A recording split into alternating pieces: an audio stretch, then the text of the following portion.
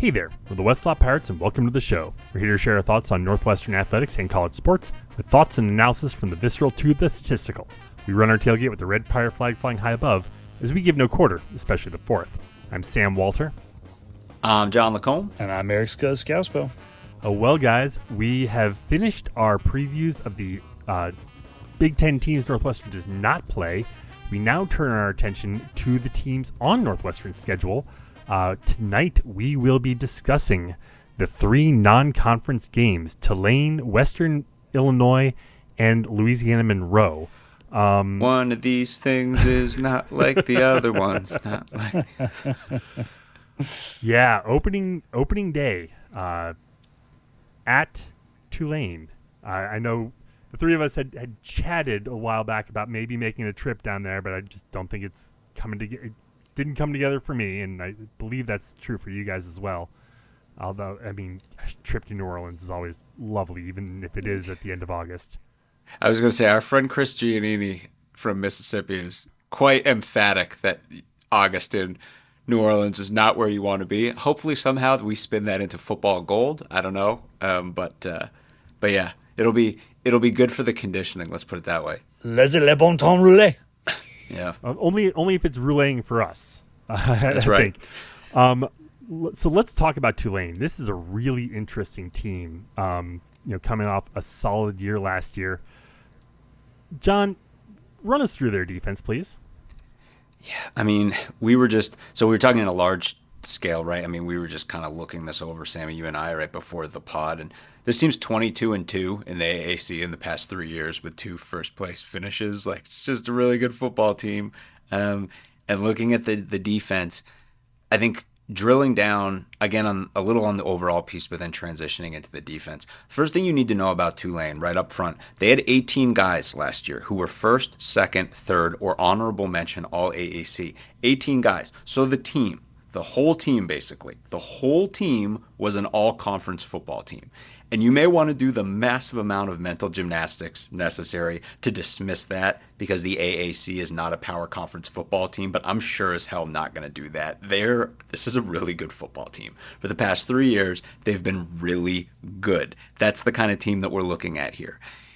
It's important to apply a little context here in terms of the team we're facing and then what their place is in the college football world right now, what Tulane coaches and fans want that to be, and then what Tulane actually is. So obviously, what this team, their goal is to get into the CFP. Like, that's 100% the goal right now.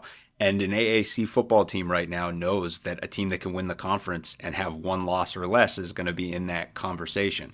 So that's what they want. What they actually are, and this is the part that really applies to the defensive piece here, what they actually are is a well-oiled transfer machine right now. And they can claim to be as good at that as anyone in the country right now. They just sent 11 players outbound to power conference teams, and in their place is this army of incoming transfers from small conference teams. And the book on John Summerall, this is when he was at Troy and now at Tulane, is he can coach up lesser-known guys, and then they get really good at Tulane, and then they go find glory and probably NIL money somewhere else. That's what he's going to try to do again this year, which brings me to the bad news on my side of the ball. This is probably going to be a really, really good defense. Think of, for example, when Northwestern's played a team like UTEP, and when we previewed that team, and we would look and say, hey, UTEP has like 2 guys on defense who are really dangerous, who could definitely be playing for bigger teams than UTEP. They're all conference guys in their conference. They could be starting, like they had a linebacker who could have started for Texas during the time that we played them. And you look at those guys and you say, dang, those guys look really dangerous. So thank heavens that the rest of the team is super thin and not power conference level guys. Tulane is that, except if it was only the super dangerous guys who could be playing up a level. So you can break the starting lineup of the team we're going to face on defense down into 2 categories. Group A is guys who played for Tulane last year and were really good for a team that barely lost to Oklahoma and Kansas State.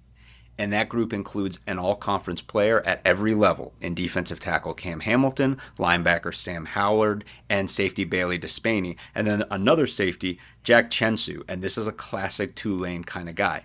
This guy had 50 tackles as a freshman last year. He is not finishing his career at Tulane.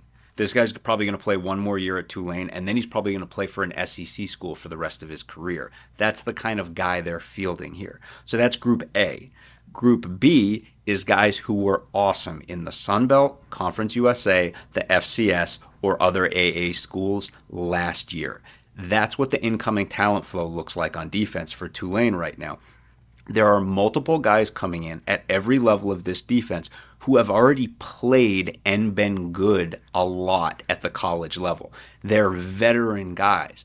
Tulane doesn't really start green guys. They only import guys who've already played really well at lower conference level. So just to pick one example, this is the kind of guy we're going to be playing. Tulane's going to be starting a defensive tackle named Derek Shepard. So Shepard is a sophomore transfer from UAB. This guy is a defensive tackle. He had 34 tackles and 12 solo tackles as a freshman defensive tackle last year. Those are really good numbers for a defensive tackle, regardless of age and regardless of the level you're playing at.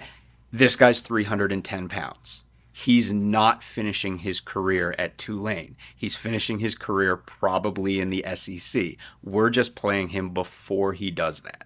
So now picture an entire defense of guys like that, which is what Tulane had last year when they were second in the AAC in scoring defense, second in the AAC in total defense, fourth in the AAC in run defense, second in the AAC in pass defense, second in sacks, third in interceptions, fourth in forced fumbles.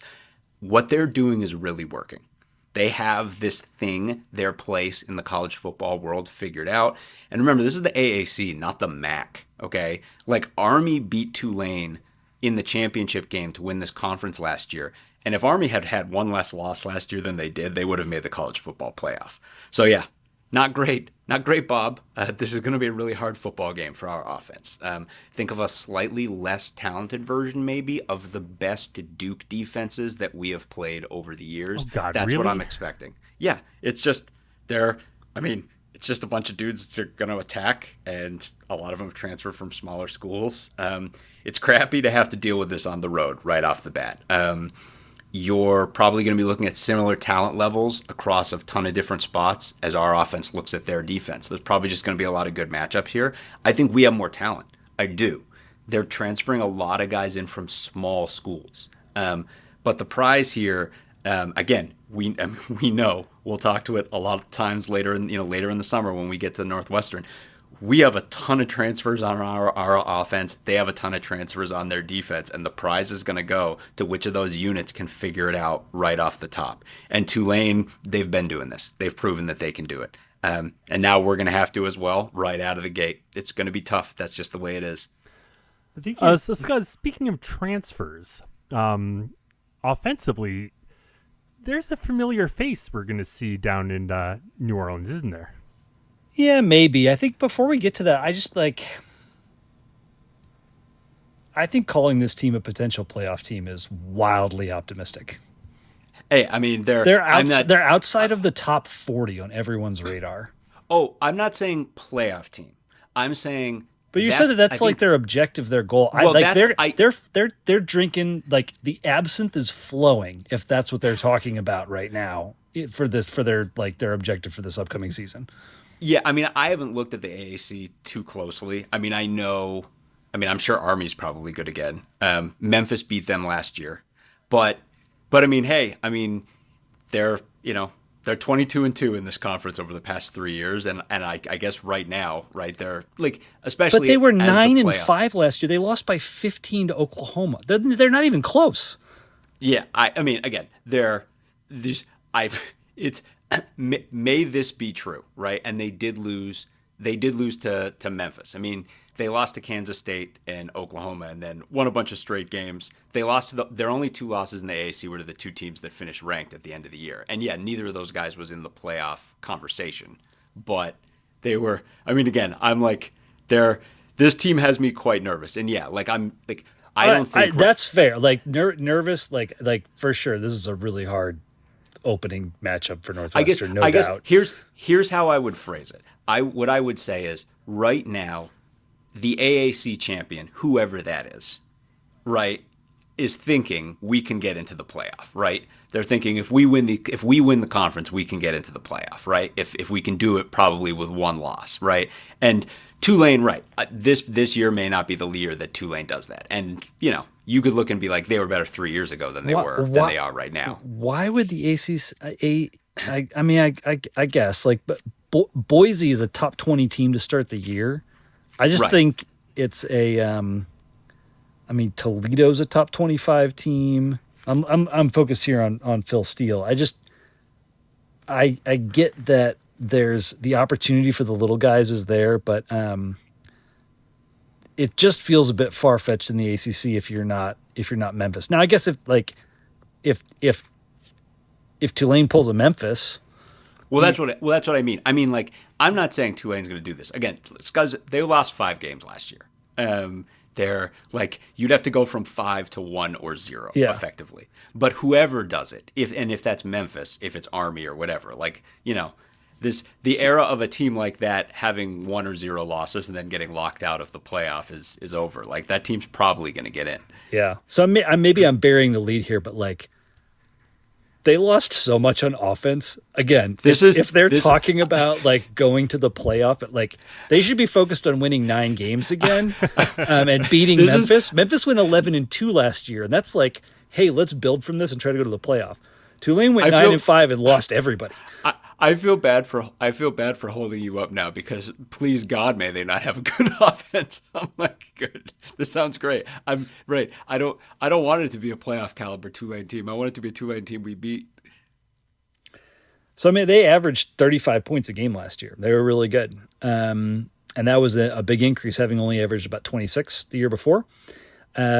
2 years ago, when John Summerall took over this team, they brought in offensive coordinator Joe Craddock, and who also came from Troy, and he brought a really effective offense from Troy to Tulane. They put up 20 plus. I'm sorry, last year. Last year was their first, both of their first years at Tulane. So last year, when they came from Troy to Tulane, they put up 20 plus points against K-State, OU, Memphis, and then 35 plus against all their other conference foes. Only against Army did they stud their toe, scoring 14 points and losing pretty brutally in the AAC championship game.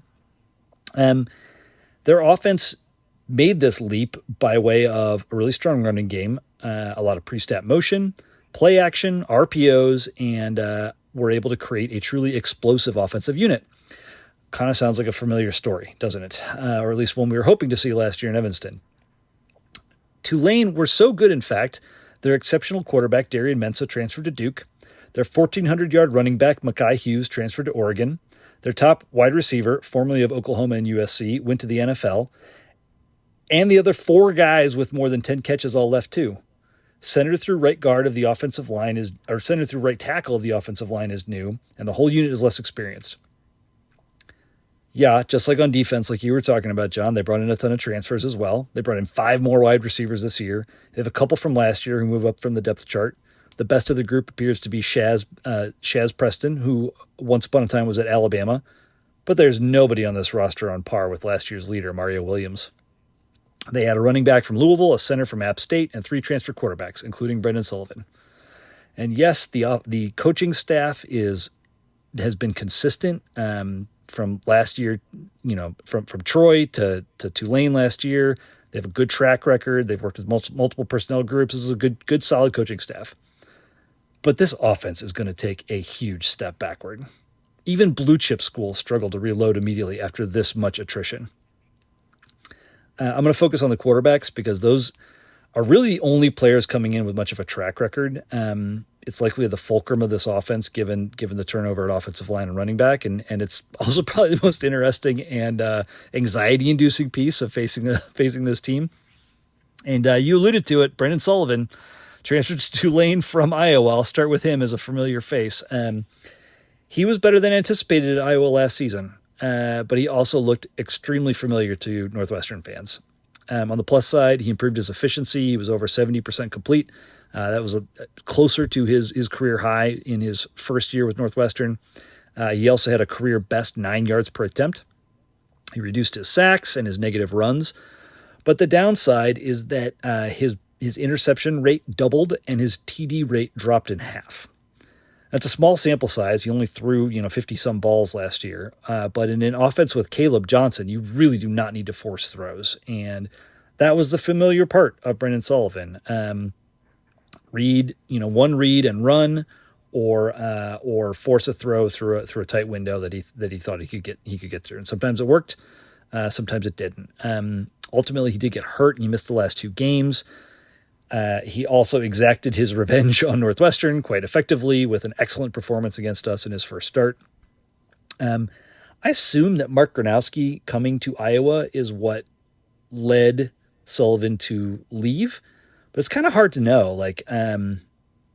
I guess if that is the case, it's pretty wild that the specter of Gronowski coming to Northwestern and the actual Gronowski transfer to Iowa could have resulted in Sullivan leaving 2 different schools. I don't know if that's ever happened to anybody else. But so moving on, the other guys, Tulane got a guy named Donovan Leary from Illinois. He threw all of 5 passes in 2 games last year. I don't think he's really going to factor in. To me, the most likely starter is Caden Simonza. So he comes from the MAC, where he was freshman of the year. He threw for over 2,900 yards at Ball State. He's not a running threat, but I think this is the kind of player Craddock will want to play quarterback, given his throwing ability. Sullivan's a great athlete. He's demonstrated toughness and moxie from day one when he hit the field in Evanston. But he's not the best at stretching the field, and that's exactly how this offense, and Lujan's for that matter, are supposed to operate. I personally think that's the differentiator between Sullivan and Lausch that ultimately led Sullivan to leave NU. But whichever quarterback starts, I'll admit, this Tulane offense feels scary. It's not a program we're familiar with. They scored heaps of points last year. They have a really smart coaching staff with several years of consistent production across multiple player groups, like I kind of alluded to earlier. They're playing at home. It's going to be insanely hot and humid conditions that have beguiled Northwestern, particularly at Duke in the past. And it doesn't feel great facing this team in week 1, but they are a far cry from the team they were last year, certainly on the offensive side of the ball. I know we've got a lot of movement and change as well on our offense, but on paper, we have a stronger foundation in the offensive line and running back rooms, and we've got a more proven QB. So that's a reasonable place to start from. I'll finish with one X factor for Tulane. I didn't talk much about the skill positions. Mekhi Hughes, who's now at Oregon, was everything for this team this past year. He was spelled at times by Arnold Barnes, who looked decent, and he's going to get his shot along with the transfer from Louisville to break out this year. And I think in conference, these guys are probably going to be pretty good at running the football, and Tulane's going to be able to do good things on offense. But here's the thing: this entire running back group, like all 4 of the guys in the room, are 5'10", 190 pounds. That is not the profile of the running backs that gave Northwestern trouble last season. Tulane may have a great season overall, but if the backs don't have a great game against our defensive front, which is 100% our best unit on the field, they're going to struggle to score points in this game. Typically, this is the point where we run through their schedule, but because we're the opener, 11 a.m. on August 30th, I don't much care about where they go from here. They got games against Duke and Ole Miss as far as non-conference goes, but that's all well and good. We're worried about game 1 here. I'll circle right back to where Scuzz ended. I think that's where this game lives. I think it's our defensive line. We're used to that, but that's a deep veteran unit, and it's not only is it one of our deepest and most veteran units, it's a lot of guys who've played together for a long amount of time, and it's possible that, like Scuzz was saying about the type of running back that Tulane has, but this totally new rebuilt Tulane offensive line, I'm looking and I'm like, that could be a difference maker. I think this is going to be a hard football game on both sides, but if we can, I mean, I think you can, like, let's like juxtapose. I mean, and we won't go into the Northwestern piece of this too deeply, but think of like a Michigan game, right? Michigan running the football, or even Illinois running the football, right? And it's like, I think those offensive lines and everything that they had going for them, especially by the end of the season, were able to kind of pick their spots and figure out the way to do what they wanted to do and kind of poke at the weaknesses on our defensive line, which is otherwise kind of a program strength. And there's a chance that Tulane may not be able to do that. And that a guy like Carmine Bastone can really exert himself in this game. And a guy like Anto Saka can be on the field for a lot of the game because Tulane's back-footed. That's the hope. And I think like that's where I would go for it. And again, it's like on the other side of the ball, I mean, our rebuilt offensive line easily could have more talent than Tulane's defensive line, like 100%. But and this is what's because I mean it's a real test for our coaches. This is a well coached team. They kind of have their system. They have their thing going right now. And yeah, I mean it's like there's that tendency to want to go like, oh, either this is going to go great for us or this is not going to go great for us. I think this is going to be like a knockdown drag out. I think this is going to be a close football game. And I think we're going to need to lean on a guy like Mac Uline, like behind that defensive line, and be like, all right, can we shut down their running game? If Sullivan is out there, can we keep him from running? And hopefully kind of grind this one down. And then, win it in the mud, win it in the swamp, whatever you want to call it. This is where the depth on our D line I think is so critical. We're going to need to be rotating guys like crazy in this for heat. sure. It's something that I think Braun showed a lot of smarts and kind of strong approach the first year he took over this team, and we saw last year that when those guys can rotate, when they can stay fresh, they can really make hay, and I think that's going to be a critical component for this game.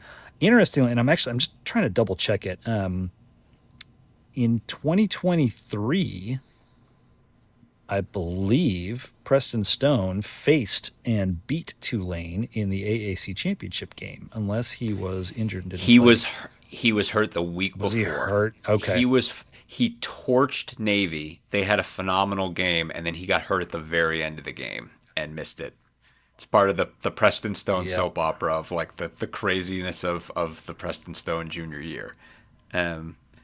He was white hot and then got hurt and then missed the Tulane game. And obviously, we'll talk more about this as we lead into the season, getting into it later in August.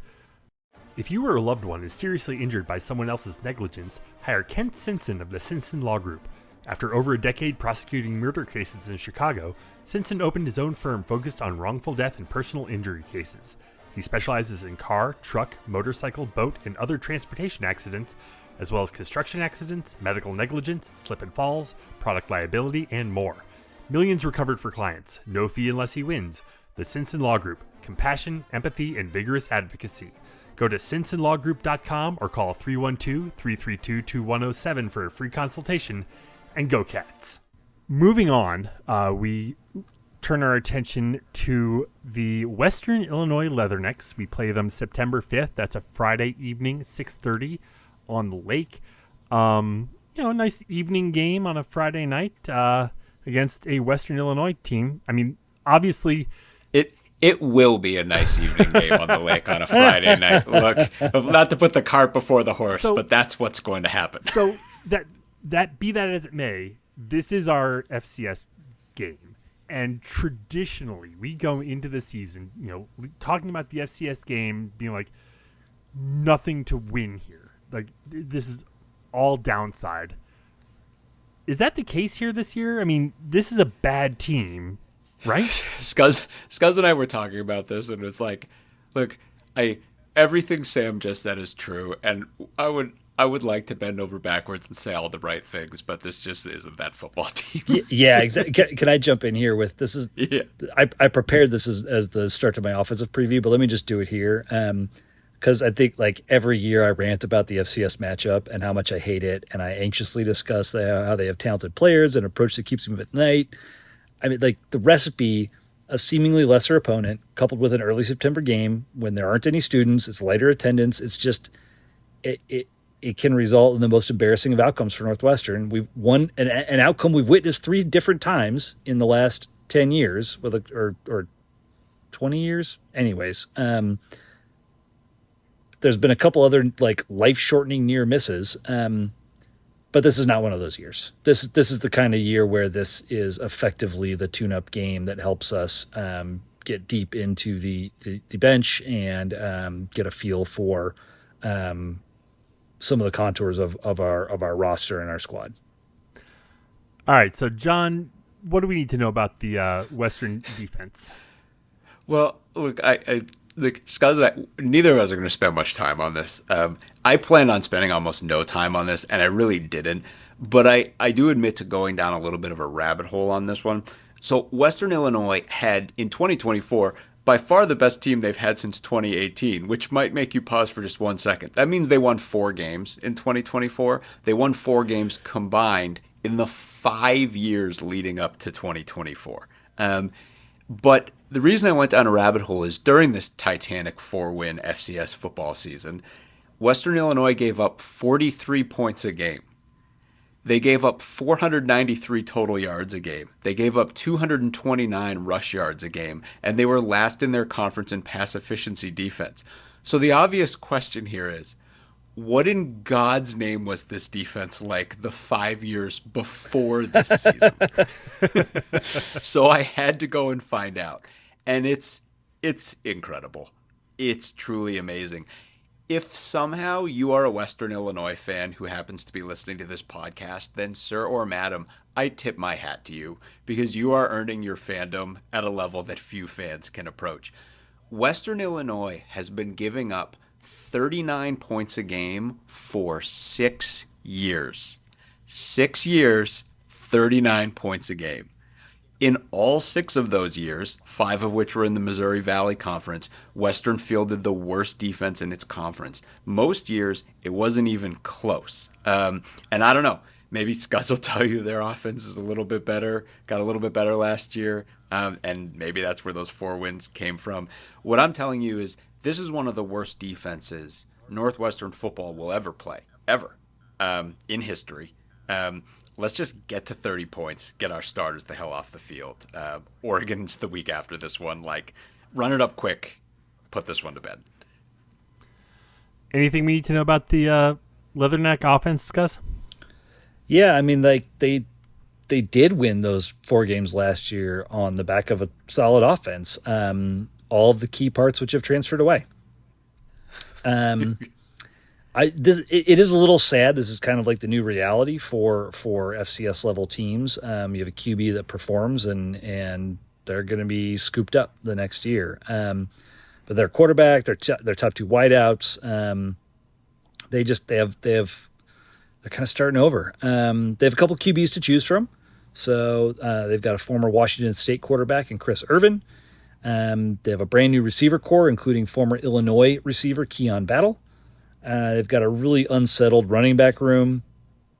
Their best incoming transfer this past year is former Wisconsin offensive lineman James Durand. And they just have a truckload of work to do to get back to their baseline from last year. And even that baseline likely wasn't good enough to threaten Northwestern. So this is exactly the type of matchup you want to schedule for this kind of thing. Don't muck around with Eastern Washington or North Dakota or New Hampshire for that matter. This is the way to do it. And I think it's going to be a nice evening on Friday night. And I meant to pull this up a second ago. Lest we forget, last year, a really tough year for Northwestern. We beat Eastern Illinois 31-7. Right. Yeah. That's right. I mean, it's like this Western offense has to replace all these parts, and then those parts would have to come together and be scoring 40 points a game or more to win FCS football games. So, I mean, again, it's like we shouldn't be showing them the full playbook. It shouldn't be necessary. It should be enough. Let's put this one to bed. Like, this one should be easy. Like Sam said, nice evening on the lake. Let's just do that. Again, not going to spend any time on their schedule except to note that their first week game is at Illinois. So, anyone who's wants on the Friday night, August 29th, flip on. I'm sure it's going to be on Big Ten Network. This is just like Eastern last year. Illinois is going to beat them 70-0, and you just need to flush that and not expect us to score 70 points or whatever Illinois is going to score, because we're not. It's not going to happen, but we are going to win handily.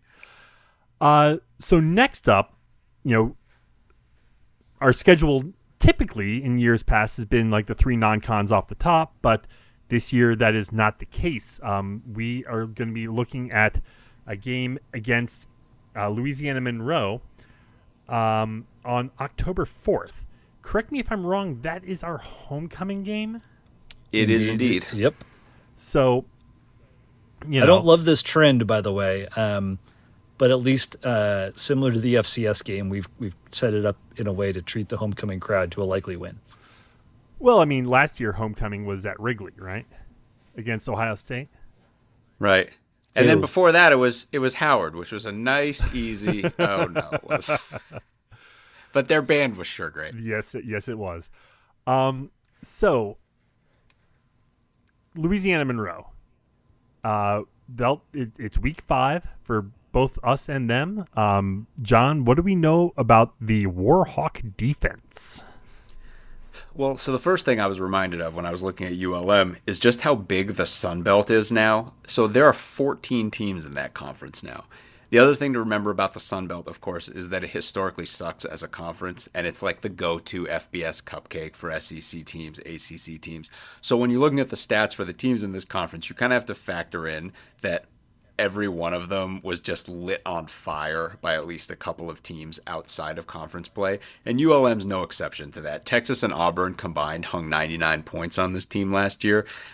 So when you hear that ULM gave up more than 200 rush yards a game last year, just know that there are 4 other teams in their conference who also gave up 200 rush yards a game. But still, when I tell you that Louisiana-Monroe had the number 1 pass defense in the Sun Belt last year, you have to understand that, as has been the case with other teams we've previewed over the years, the only reason they have the number 1 pass defense in the conference yardage-wise is no one had good pass defense numbers against them because no one needed to throw on them.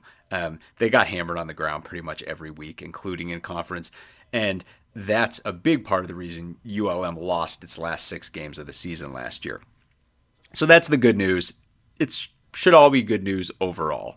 But if you are looking for a worst case scenario here, it's really easy to point to one. On October 5th of last year, Louisiana-Monroe faced a 4-0 James Madison team that was just, riding high in the post-Signetti era. They had just scored 70 points on North Carolina 2 weeks before they played Louisiana-Monroe. And then James Madison only scored 19 points against Louisiana-Monroe and lost that football game. And the way that game went down is the prototype example of how to lose a football game when you're clearly the better team. James Madison outgained Louisiana-Monroe by 150 yards in that game. And James Madison ran the ball pretty well yardage-wise, but they never got any chunk runs. They just kind of kept stumbling over themselves, even though they were clearly dominating the line of scrimmage. And they threw for 251 yards, but that was on 20 completions from 47 attempts. So basically, they came out, never broke any runs, sprayed the ball all over the place, went 8 for 21 on 3rd and 4th down, committed 11 penalties, and lost. They played distracted, they played sloppy, and they lost an early season football game they should have won. And because you're a Northwestern football fan, you're probably shaking and rocking back and forth right now as I tell you all of that.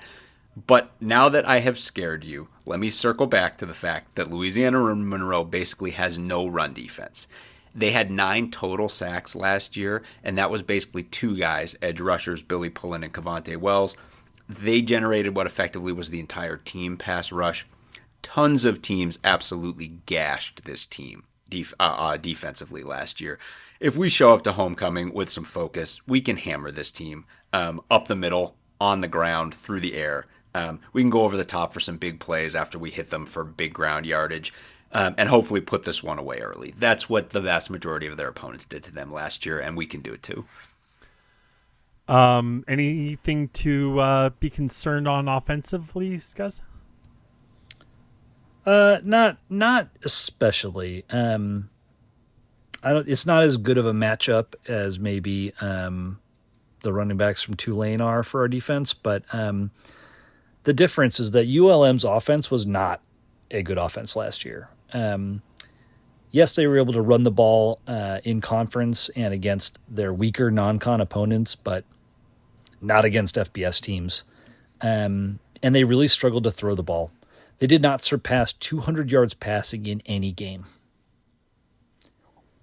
As a result, ULM has been picked to finish last in their conference on their side of the Sun Belt. Their quarterback, Aiden Armenta, he was rather inefficient as a true freshman last year. He was below 60% completion, 9 TDs and 10 picks, very little explosiveness.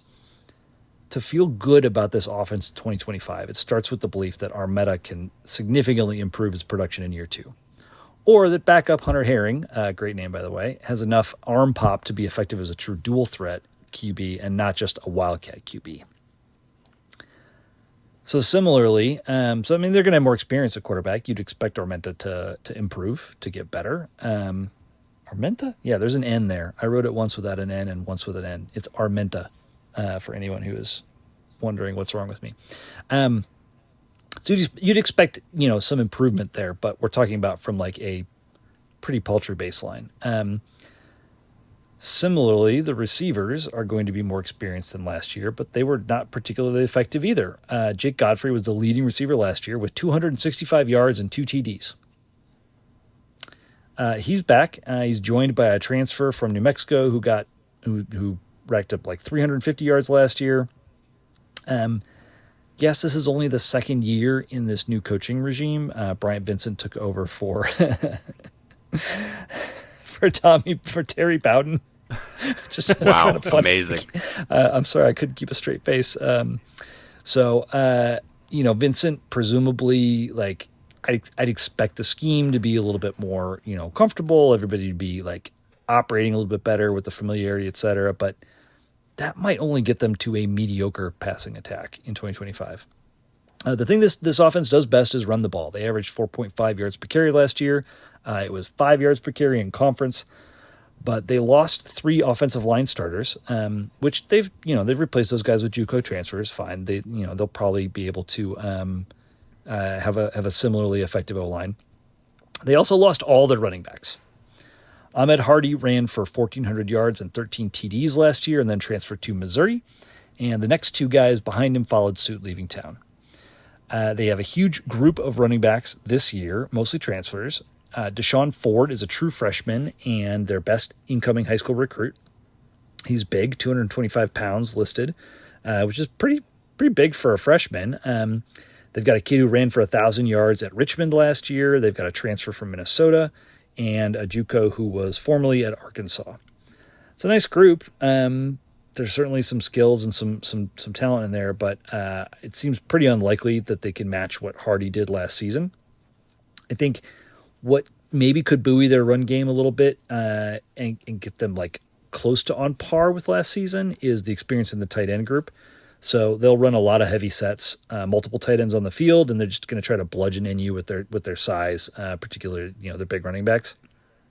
But again, like with Tulane, have at it, run at this defensive line. This is our bona fide strength. It is just hard to imagine how this team with such a questionable passing attack is going to be able to give our defense that much trouble. Maybe they make a leap in Coach Vincent's second year. Maybe they put something to more complex and concerning together that causes our defense struggle for a half. But the pieces are just not there for a dynamic offense, and this looks like a great matchup for Northwestern midseason. Yeah, I think about that too, like relative to the defensive line and like our run defense, and thinking about like potentially, let's say, a linebacker core that's starting U-line and Yanni Karloftis. Like when we got hit heavy on the ground with like Michigan and Illinois towards the end of the year, a lot of that has to do with the fact that they have dynamic offenses that like put the defensive line off balance.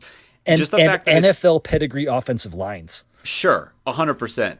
But just like the fact that it's like, oh, well, like now, like Louisiana-Monroe is going to try to go heavy. You can't just go heavy if you can't throw the ball. We're just going to put all of our biggest, strongest guys out there on the defensive line and leave them out there, and control the line of scrimmage. Like that's very doable. One other random thing I was just looking at ULM's schedule. ULM's cupcake at the start of their year is St. Francis of Pennsylvania, which is an NEC FCS team. I just bring this up because just to give you one of those, not like the what do they call like the win chain, right? When like up the upset chain, or however it goes. This team upset this team, upset this team. Not that that's going to happen, but just know like ULM plays a team on their schedule, St. Francis of Pennsylvania. And St. Francis of Pennsylvania will play a conference game later in their own season against LIU. Last year, the attendance of that game was 684 people. Friends and family.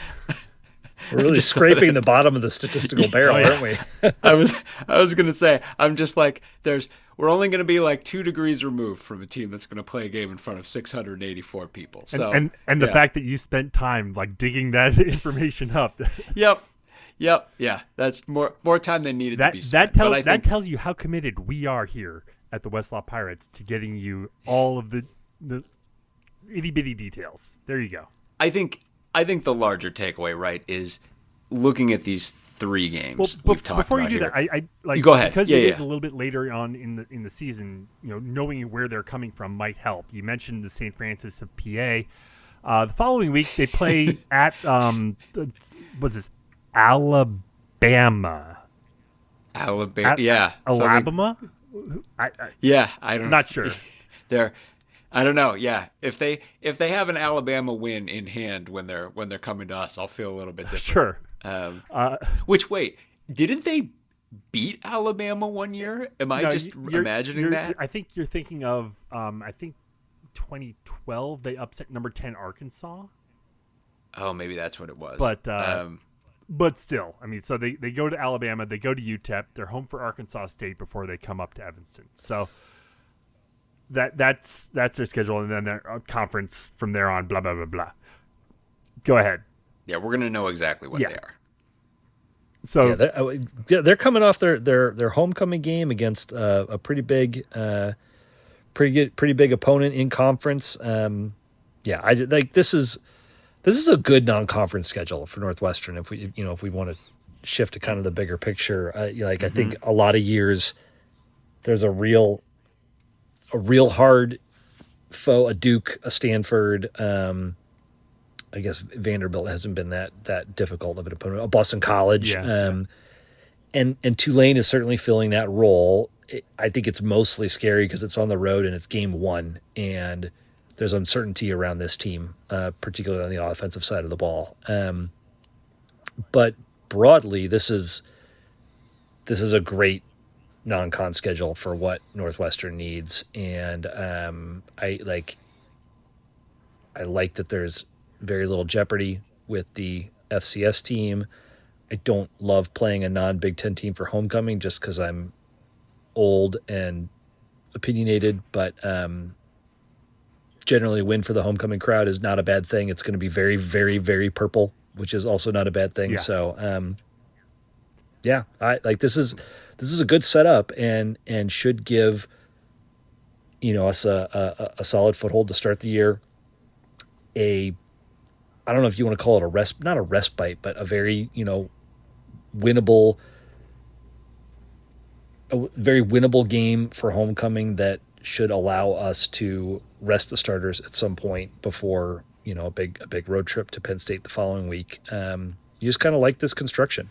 Can you guys? I guys think of the last time we did not play a Power 4 conference opponent in the non-con? Like I'm just thinking about it's been a minute. Like we typically play. We've played Duke flipping every year for as long as I can remember. Yeah, right. I was gonna say. I mean, who did we play in 2019? Did we play Stanford in 2019? No. Yes, we did. Did we? Yes, we did. Yep. That was because that was the Hunter Johnson. Oh yeah. And who was he rotating with? That like every other series. Green, and then Green got hurt. With Green. Yeah, I think, I can't think of off the top of my head either. I mean, I'm kind of two minds because, right, like I think two of these games just match up incredibly well for us. I think the Tulane game is going to be tight, and it is a good non-con for us. We should definitely take 2-1 out of it, but I think like the flip side is like taking 3-0 out of this non-con would be so awesome. And it's all just down to that Tulane game. And in a larger sense, and again, not to step on the previews that we'll have coming shortly after this, but there are a couple massive pivot games in our season, and a couple of them are located really front-loaded in our season. And you don't have to blink too hard to see a potential really hot start to this season if things break the right way and if this team is ready to go and brings its best football out of the gate in New Orleans. So I'm just going backwards to try and find a year, Sammy. I mean, I'm 2020 having difficulty doesn't count, right? I mean, that's 2020 doesn't count, but like we played Duke every year back to 2015, except for 2019 when it was Stanford. 2020, 13 and 14 we played Cal. 12 was Syracuse. 11 and 10 were Vanderbilt. 2009 was Syracuse. 2008 we're back on the Duke train. It's just so funny because it's so clear the type of school we always schedule, and Tulane is so clearly that type of school, and I'm like, Got it. 2006, Fitz's first year as head coach. Miami of Ohio, New Hampshire, God damn it, and Eastern Michigan. Oh, man. God damn it. It had to be that. It had to be that season, didn't it? That was, of course, for those who don't recall, like we lost to New Hampshire that year. New Hampshire, Kelly's coached by Hampshire. Chip Kelly, and wasn't like Chris Carter's kid or Jerry Rice's kid was on the team. I can't remember what it was. They were really good. Flippin' Ryan Day was the quarterback, wasn't he? Something like that, or an assistant coach, a young assistant, or something like that. They were an awesome football team then. Damn it. We had no business scheduling. This is exactly what Scuzz is saying. This is the kind of FCS team you never schedule. Yeah. But I mean, again, it's like this is their massive marker circles around Tulane and UCLA. They're massive pivot games, and this, that's the rubber is going to meet the road in those games. And the Tulane one, man, that would be the massivest of massive wins to go down there and take that one in week one, and it would really chart a course for the season for us potentially. So to say it's huge is no understatement. It's a massive game. Ricky Santos and David Ball. Ricky Santos. Oh, Those are the guys. Both of those guys were really good football players. I never want to play. Those guys were known then. I never want to play an FCS football team where people are like, yeah, that guy's really good. There's no need. There's no amount. Some other team can take your hundreds of thousands of dollars. The Western Illinois are just waiting there. There's no need. Dang, but the number, like, there's all of like 5 years that we didn't play Duke, and out of my entire fandom as a Northwestern fan, that just stings. Well, no Duke this year, no Iowa this year, no Wisconsin. Weird year. It is. Well, I think that's about it for our non-conference schedule. I'll go ahead and leave it there for tonight. Head to our website, westlotpirates.com, where you can leave comments and questions. Find us on Facebook, Twitter, Blue Sky, Instagram, YouTube, all at Westlot Pirates. You can always email the show, westlotpirates@gmail.com. Tune in next time as we give our visceral and statistical views on Northwestern athletics, and look for us in the West Tech lot of Martin Stadium flying the red pirate flag, because we give no quarter, especially the fourth. For John Lacombe and Eric Scasbo, I'm Sam Walter. Thanks so much for listening. We'll see you next time.